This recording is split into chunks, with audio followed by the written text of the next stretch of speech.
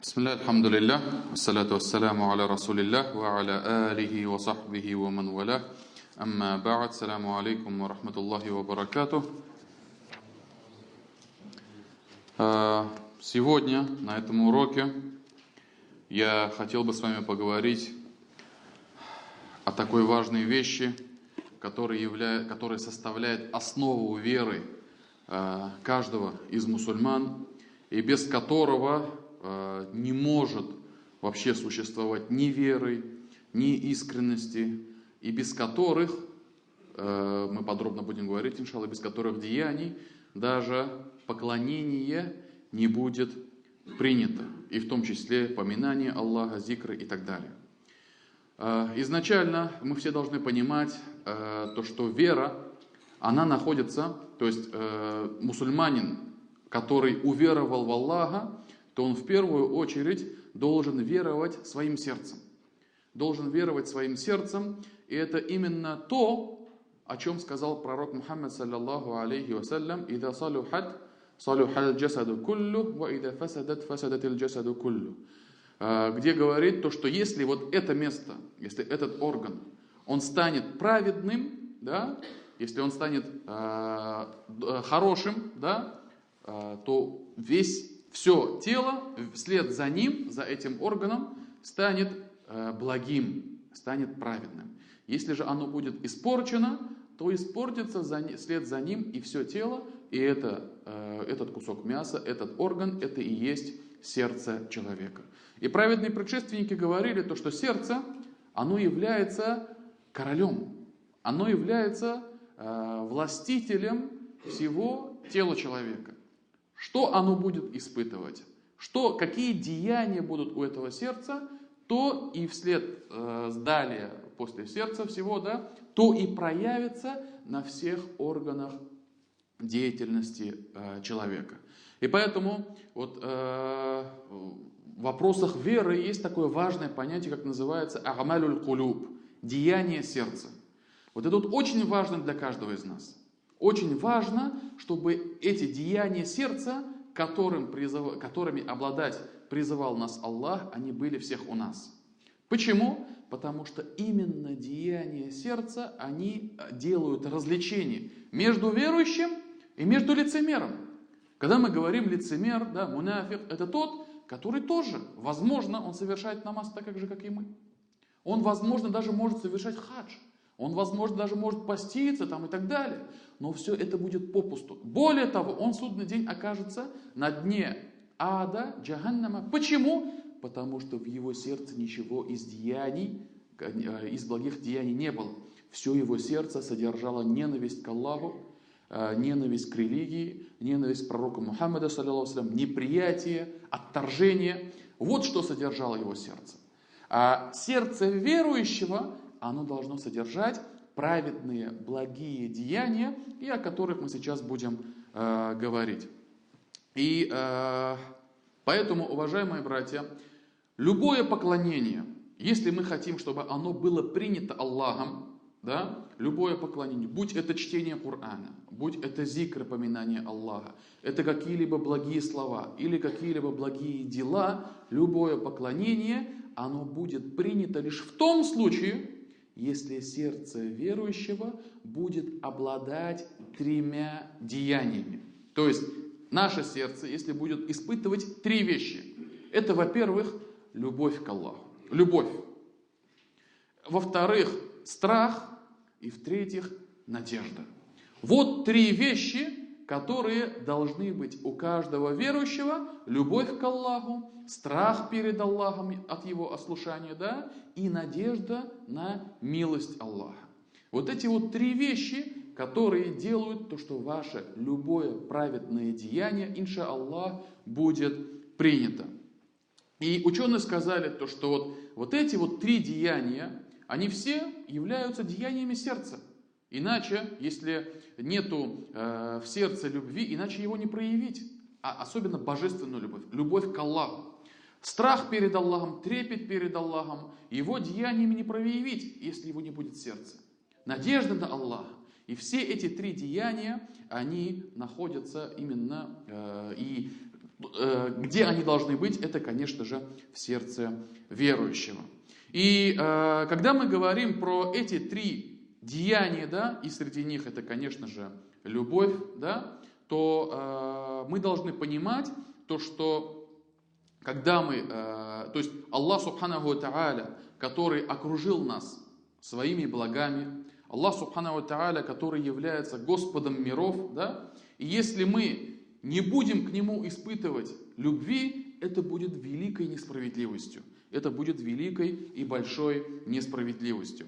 И поэтому, вот, уважаемые братья, вот подумайте, да, вот, даже среди созданий Аллаха, даже среди людей, например, ребенок в семье, да, если родители будут окружать этого ребенка заботой, если родители будут окружать его, этого ребенка, благим воспитанием, если родители будут стараться дать ему все то, в чем он нуждается, и не только из материальных каких-то благ, да, но даже из какой-то духовной пищи, заботы, морального какого-то, морального опекания, да, если родители все это будут давать, и ребенок, когда вырастет, или даже в детстве, когда он уже будет осознавать, если он будет неблагодарным к родителям, если он не будет любить родителей, вот своих хороших, достойных родителей, да, что в итоге будет? Что мы скажем про этого человека? Мы скажем про этого человека то, что он неблагодарный, то, что он ошха тошлян жауап, как у нас татары говорят, да, когда ему говорят, к нему обращаются хорошим образом, он отвечает плохим, да, и все мы понимаем то, что наша обязанность и то, что мы должны испытывать к этим родителям, это, конечно же, любовь, конечно же, уважение. Так ведь? Или же, например, другой пример, когда какой-нибудь руководитель, да, у нас, к сожалению, конечно, существует такой вот стереотип из-за того, что якобы руководитель никто не любит, да, будь это директор в школе, я не знаю, там, на заводе там, или еще где-нибудь, да, всегда подчиненные испытывают к нему как бы такую вот ненависть. На самом деле нет, это неправильно. Если руководитель был какой-нибудь человек, который был справедлив, который никогда не обижал своих подчиненных, который всегда относился к ним с достоинством, да, и воздавал им по заслугам, и никогда не обижал зарплаты, то этого человека будут помнить и когда он уйдет на пенсию, и даже когда он похоронит его, да, когда он умрет, люди, которые взаимодействовали с ними, работали с ними, будут о нем хорошо отзываться. И поэтому, когда даже среди нас, среди людей, кто-то относится к тебе хорошо, непроизвольно у нас появляется любовь к этому человеку, симпатия, а также появляется уважение. Умар ибн Хаттаб, да, Абу Бакр ас-Сиддик, Умар ибн Хаттаб, праведные халифы, люди их любили. И остальные все, Усман ибн Аффан, Али ибн Аби Талиб, а также остальные правители, да, именно мина хуляфа ар-рашидин, из праведных халифов. Когда Умар ибн Хаттаб умер, когда, в результате нападения, через несколько дней он умер, и после этого люди из-за любви к Умару, из-за того, что это была великая потеря для всей уммы, вся Медина плакала.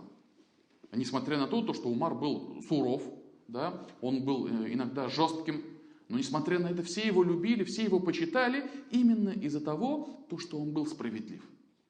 И это все касается, конечно же, чего? Это касается вот нас, людей. А что же говорить, когда мы вспоминаем про Господа миров, который окружил нас своей заботой, который даровал нам все, что нам нужно для проживания в этом мире.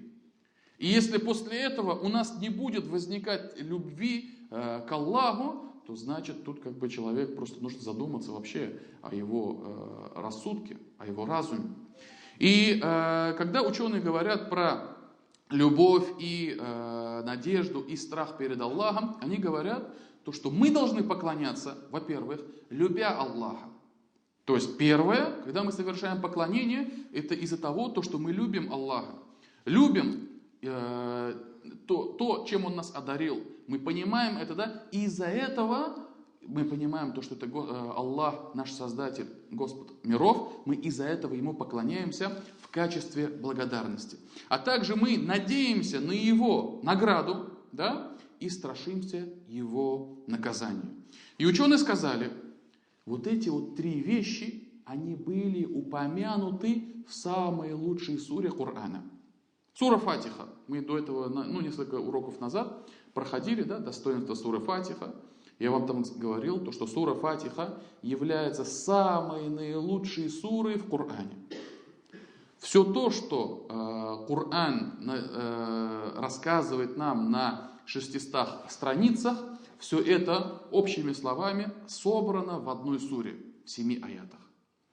Аллах Субханаху ва Та'аля в суре Фатиха говорит: «Альхамду лилляхи раббил аламин». И ученые сказали, вот здесь вот проявляется та любовь, которая должна быть обращена к Аллаху. Почему? Потому что слово «альхамд» – восхваление, хвала, почитание, да, в арабском языке это именно то почитание, именно то восхваление, которое сопровождается с любовью. И когда мы говорим «вся хвала принадлежит Аллаху, Господу миров», то это от нас требует, чтобы это исходило из любви от нас к Аллаху. И Аллах Субханаху ва Та'аля, потому что дарующий блага, Он дарует нам всем блага, да, и поэтому мы должны проявлять эту любовь в зависимости от тех благ, которыми нас Он одарил. И я уже приводил пример, да, пример родителей и ребенка.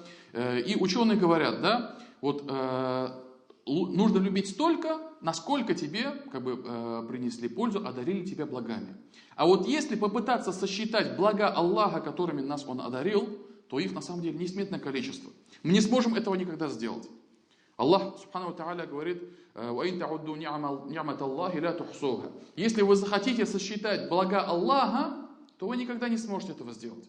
Куда бы мы ни посмотрели, где бы мы ни оказались, что бы мы ни увидели, везде мы увидим великую заботу Аллаха о нас, великое Его блага, которыми Он нас одарил. И поэтому, уважаемые братья, если блага Аллаха несметное количество, и оно везде, значит и любовь наша не должна быть ограниченная.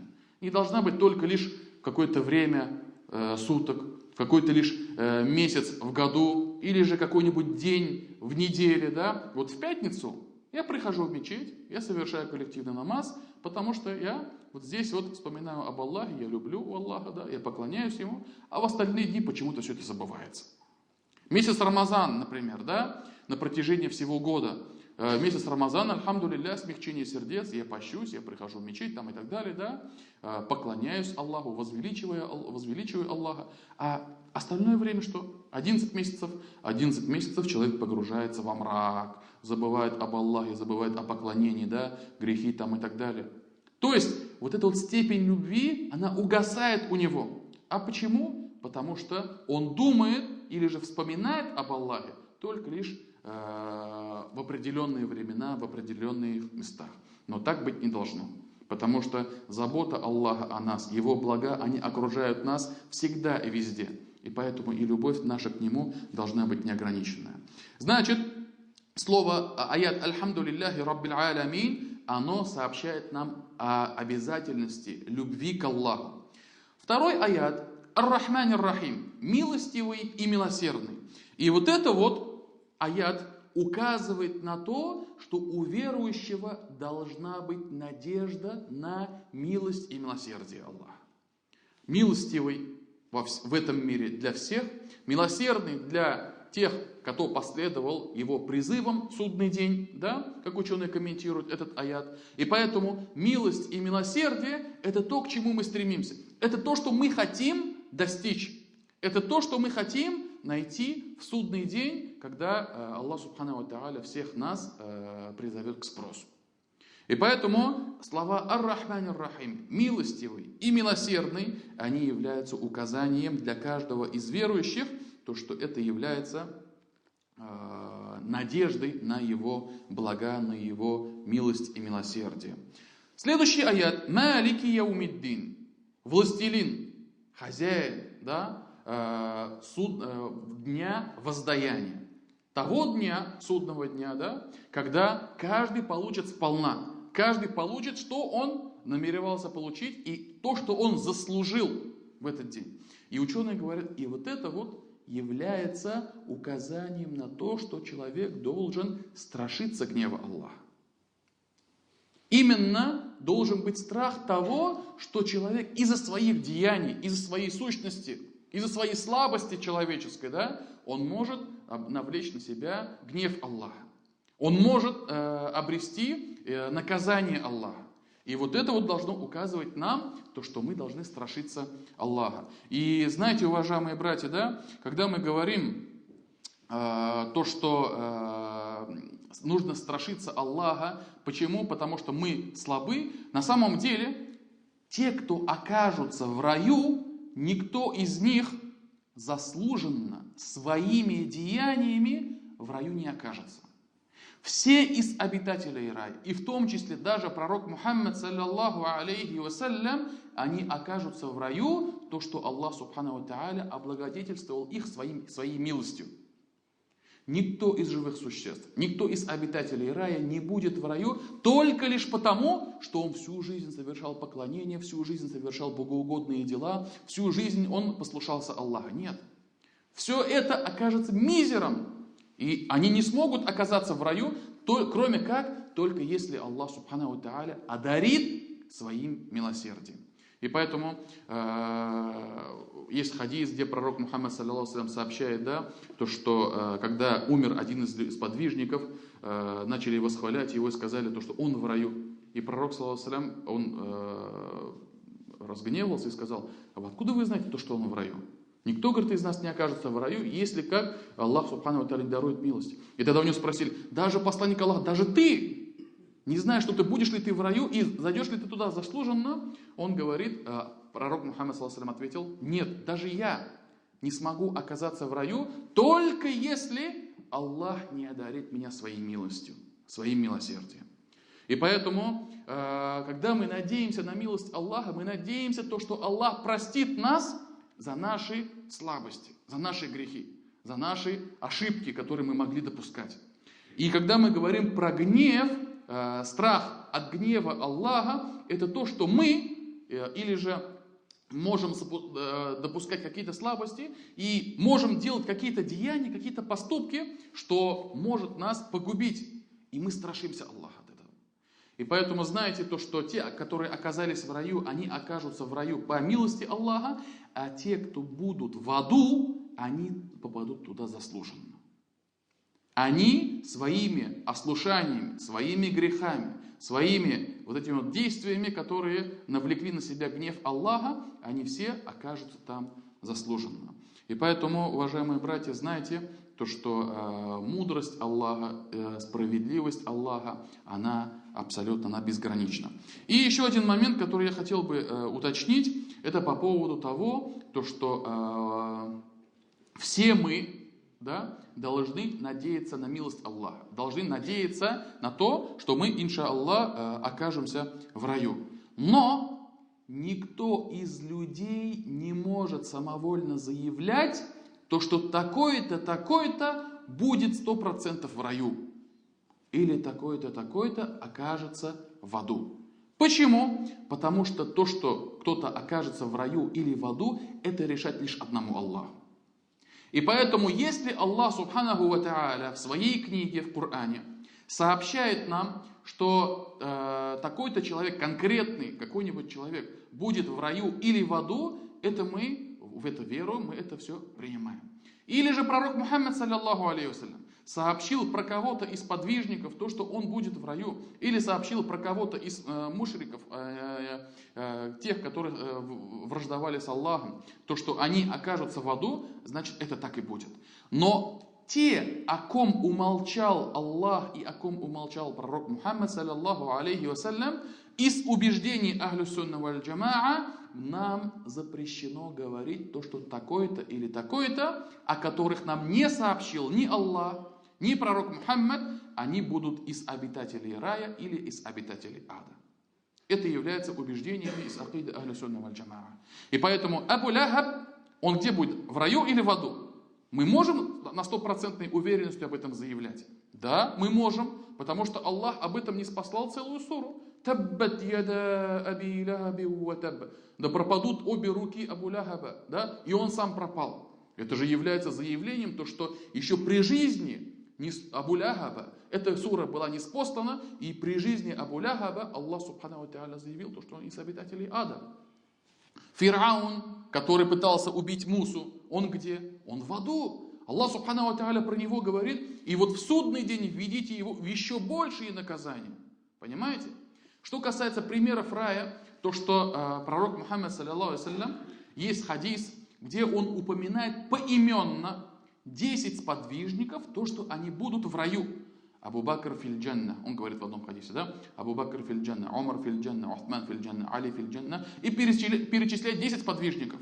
Абу Бакр в раю, Умар в раю, Усман в раю, Али в раю, Саад ибн Абу Ваккас в раю, Абу Тальха аль-Джаррах в раю и так далее, и так далее. Перечислять всех 10 и заявлять то, что они в раю. Вот читая этот хадис, мы можем сказать то, что этот сподвижник, он будет 100% в раю. Откуда мы это узнали? Мы это узнали от пророка.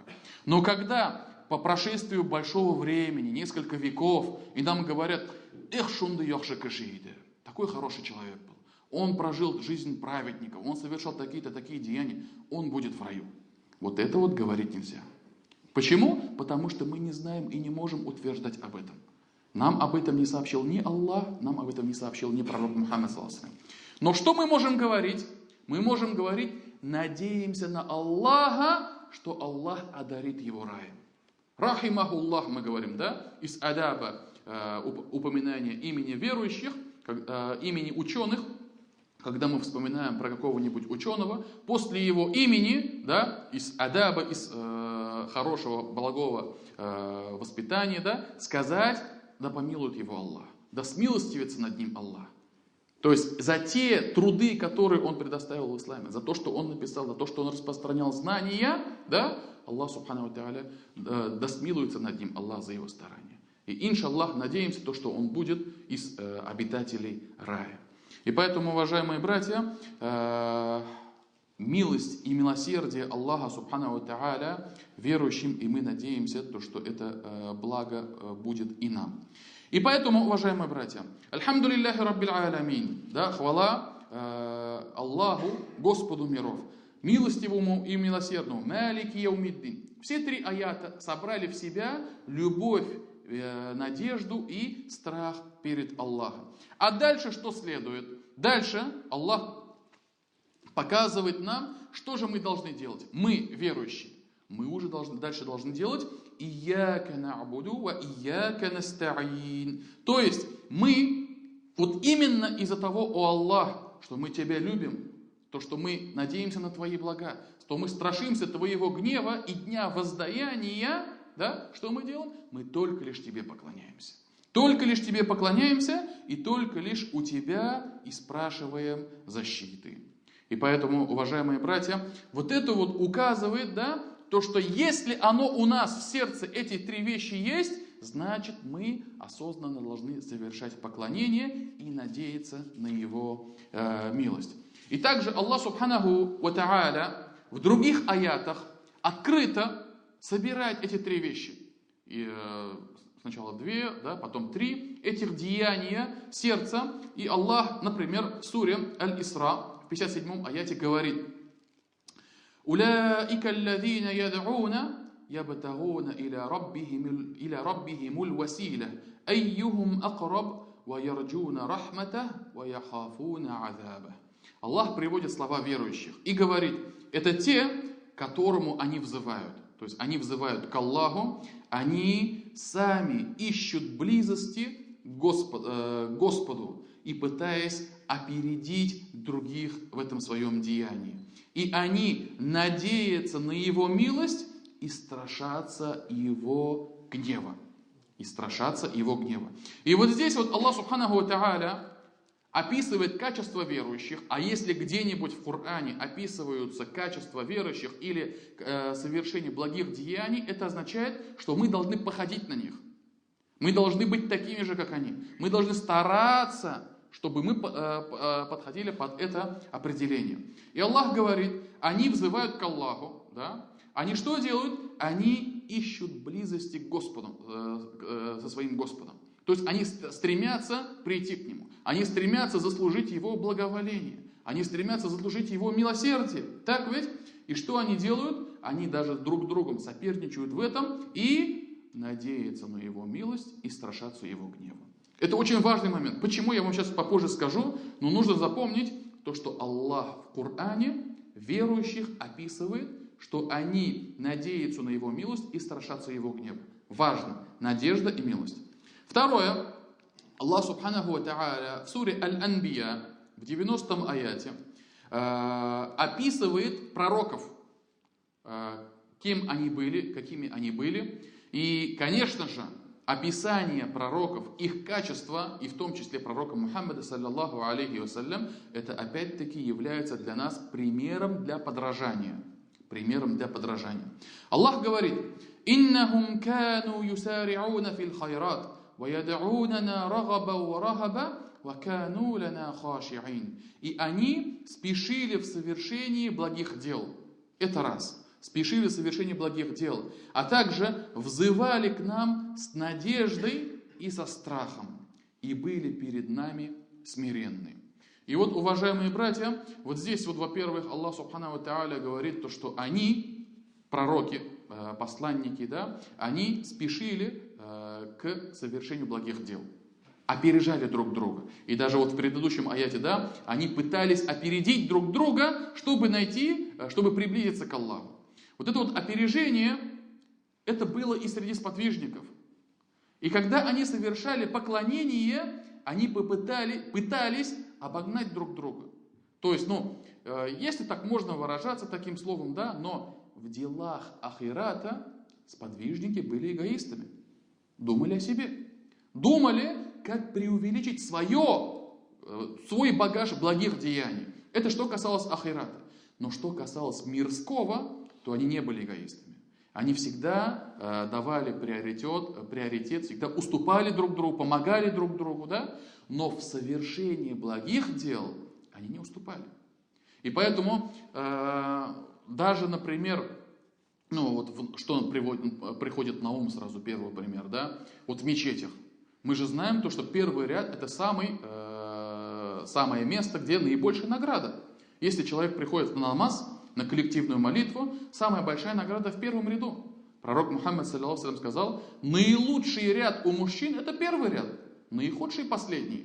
Почему первый? То есть тот человек, который пришел всех опережая, да, заранее, уже когда говорился азан, он уже находился в мечети и занял свое место, да, это хорошо. А почему последний ряд, он наихудший?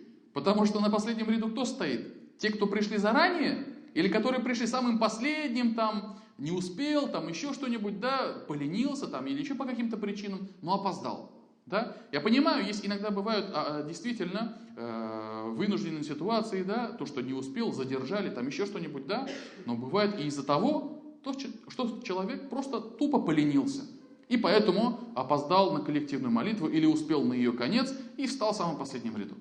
И поэтому пророк Мухаммад, саллаллаху алейхи ва саллям, сказал, то, что это худший ряд.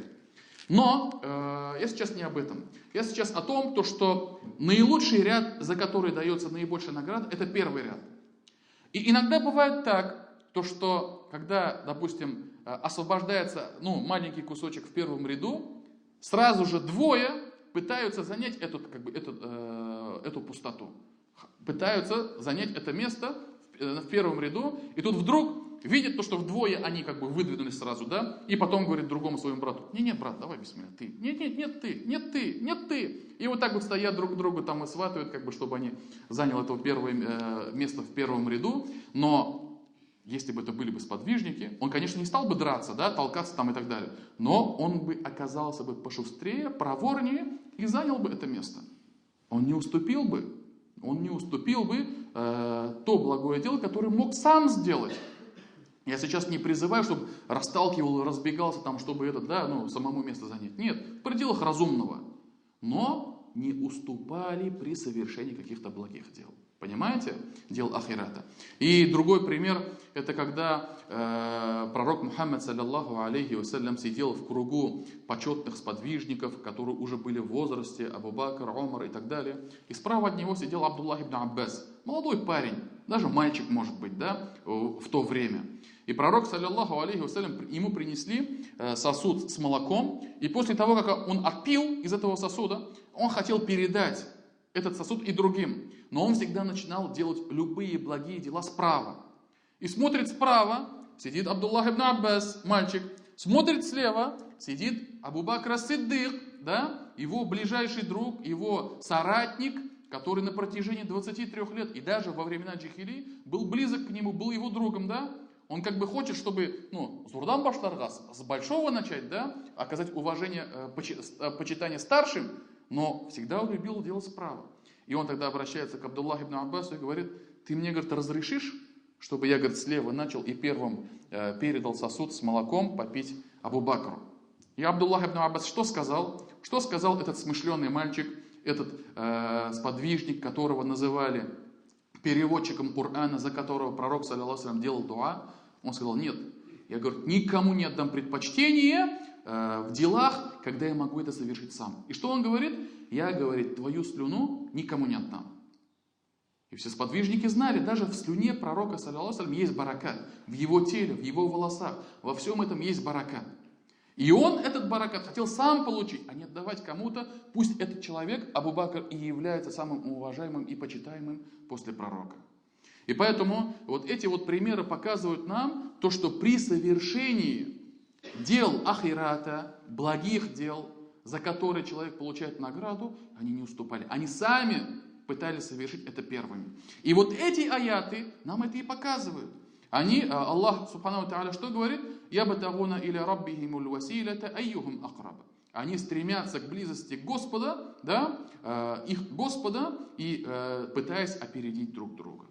Опережали. Но при этом в мирских делах они уступали друг другу и помогали друг другу, и были близки друг с другом. И Аллах Субхану ва Тааля говорит, говоря уже о пророках, и они взывают к нам с надеждой на милость Аллаха и со страхом перед Его гневом, и были перед нами смиренны. Уважаемые братья, почему я сделал именно акцент на этих вещах?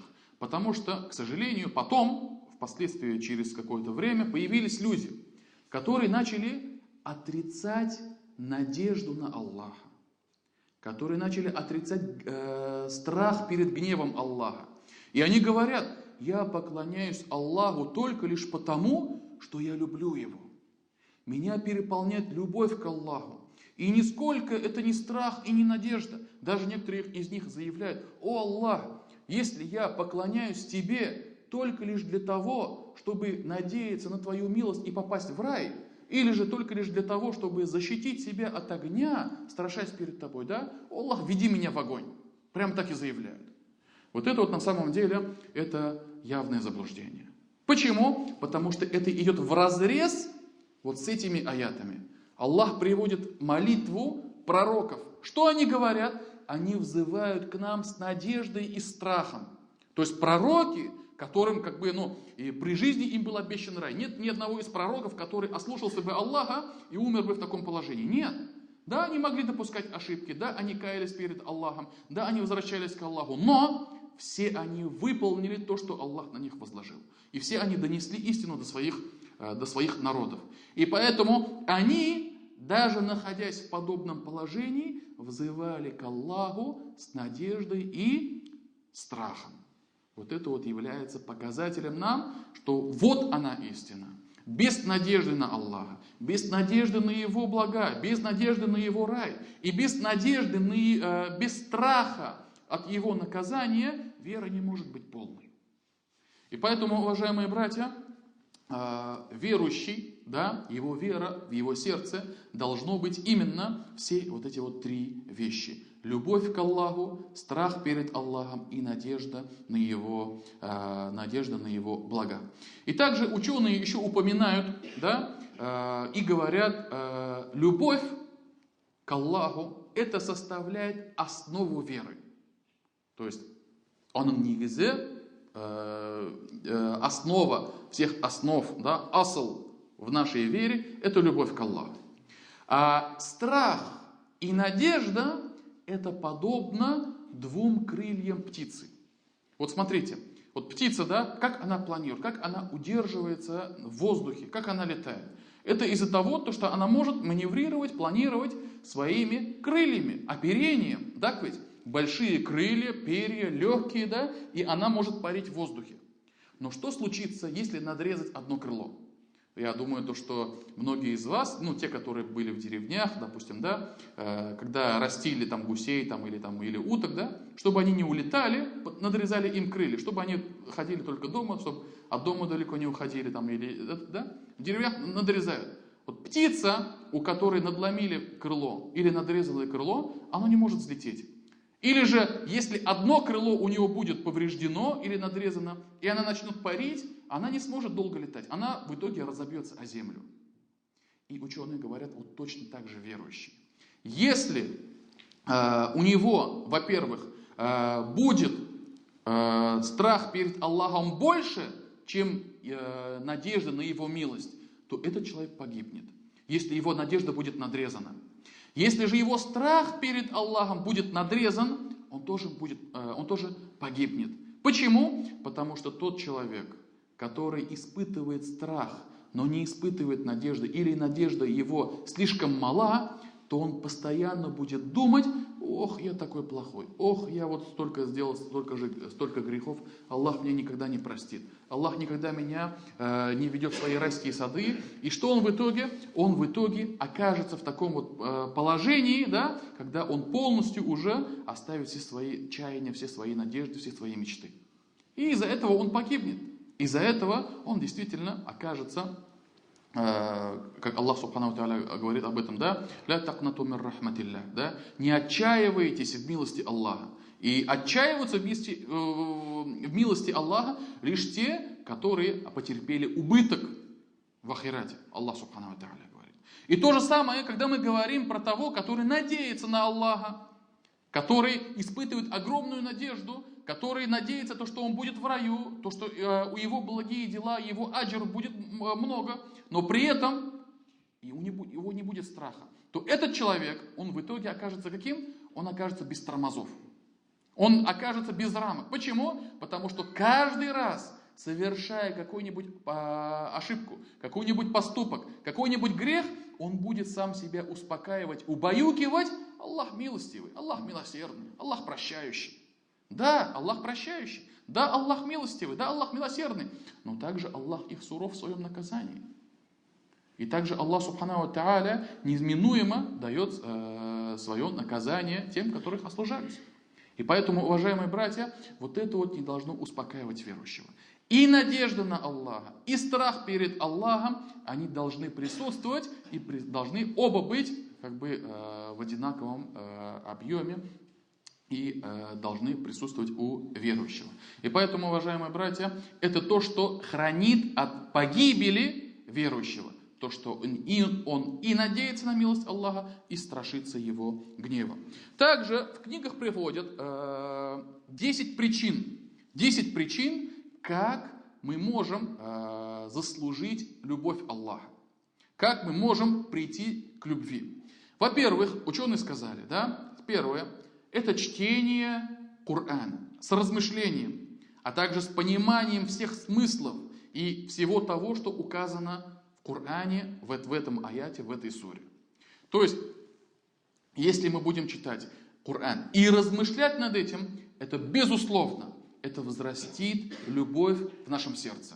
И альхамдулилля, на сегодняшний день Коран не просто перевели, на сегодняшний день перевели даже большие тафсиры Корана. Да? И сегодня зайдешь в магазин, можно найти труды ученых, которые уже на протяжении, я не знаю, 8-7 столетий уже, да, на арабском языке они есть. Но у нас, к сожалению, на русском языке только-только начали выходить. И поэтому, альхамдулилля, есть такие тафсиры хорошие, переведенный тафсир Ибн Кафира, например, да? И мы можем читать и размышлять, и укреплять свою богобоязненность. И поэтому, уважаемые братья, сегодня нам стало намного легче. И поэтому, если у вас дома библиотека, у вас в библиотеке нету тафсира Корана, то как можно быстрее нужно обзавестись тафсиром. И именно читаешь Коран и пытаешься понять его смыслы через чтение тафсира. И иншаллах это укрепит любовь к Аллаху. Второе. Совершение нафлей. Совершение нафль, айбадата, дополнительных айбадатов после фарзов. То есть у нас поклонение делится на два вида. Да? Первый — это обязательность, то, что фарз является обязательным. Второй — нафль, дополнительное. Фарз — это то, что тебе предписал Аллах Субхану ва Тааля. И за его выполнение ты получаешь награду и довольство Аллаха. Но за его оставление, Аллах сахласан, да, человек навлекает на себя гнев Аллаха. Что касается дополнительного поклонения, нафль, да, он получает награду перед Аллахом, но за оставление не будет греха. Но он лишает себя большой награды Аллаха. И знаменитый хадис, и наверняка вы о нем слышали, посланник Аллаха, саллаллаху алейхи, приводит слова пророка Мухаммада, саллаллаху алейхи, где Аллах субхану ва тааля сказал: «Ма заля ятакаррабу илайя абди бин навафили хатта ухибба, фа ида ахбабтуху кунту басаран лади ябсиру биха», там и так далее. Там хадис длинный, но то, что нас касается, именно вот это вот место, да, Аллах субхану ва тааля сказал: «И мой раб станет ко мне приближаться путем совершения айбадата нафль, путем дополнительных поклонений до тех пор, пока я его не стану любить. Но если я его полюблю, я стану его зрением, я стану его слухом и так далее». Да? Длинный хадис, там много всего говорится, но Аллах говорит: я его полюблю. Значит, если мы будем совершать как можно больше того нафль, айбадата, поклонения, значит, Аллах Субхану ва Тааля и нас полюбит. Мы будем любить Аллаха, и Аллах нас полюбит. А если же Аллах полюбит нас, то уже никакой печали и никакой беды не овладеет этим рабом Аллаха. И поэтому сюда входят и суннаты, которые касаются, выполняются перед фарз намазами, после фарз намазов. Сюда входят и та ураза, которые мы постимся помимо Рамазана, да, 6 дней Шавваль, Арафа, Ашура, понедельник, четверг и так далее. Да. Сюда входят и помимо заката, садака, который дается, которую выплачивают и богатый, и бедный. Да. Сюда входят и помимо хаджа, и умра, который не является обязательной, но она является также дополнительным поклонением. Сюда входит множество различных поклонений. И вот каждый раз, когда верующий увеличивает объем этих самых поклонений, дополнительных поклонений, это мы сейчас не говорим про то, что он выполняет поклонение, при этом делая ущерб своему фарзу. Нет. Фарз на первом месте. Фарз, он должен выполняться безукоризненно, без каких-либо недочетов. А потом, после выполнения фарзов, он уже выполняет нафль айбадаты, и чем больше их увеличивает, тем дольше и тем быстрее он обретет любовь Аллаха.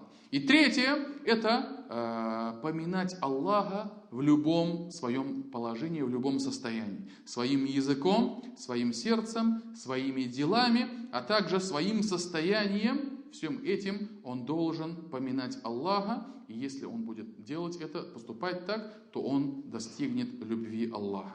И вот это вот, уважаемые братья, что касается языка, это пророк Мухаммад, саллаллаху алейхи, призывал, да, из подвижников и говорил, чтобы пусть продолжает твой язык быть влажным от поминания Аллаха.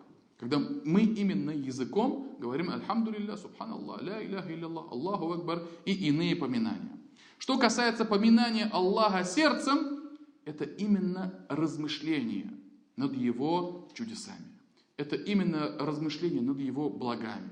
А что касается поминания Аллаха делами, это когда раб Аллаха своими делами не ослушается Аллаха, а выполняет деяния, которыми он доволен.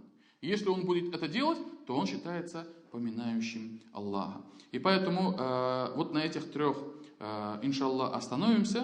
В дальнейшем, иншаллах, продолжим и остальные 7 деяний, которые приводят к любви к Аллаху. И пусть Аллах Субхану ва Тааля сделает нас любящими Аллаха. Пусть Аллах Субхану ва Тааля укрепит в нашем сердце веру в Аллаха. Пусть Аллах Субхану ва Тааля сделает, чтобы наше сердце совершало деяния любви, надежды и страха перед Аллахом. سبحانك اللهم وبحمدك أشهد أن لا إله إلا أنت أستغفرك وأتوب إليك. جزاكم الله خيرا.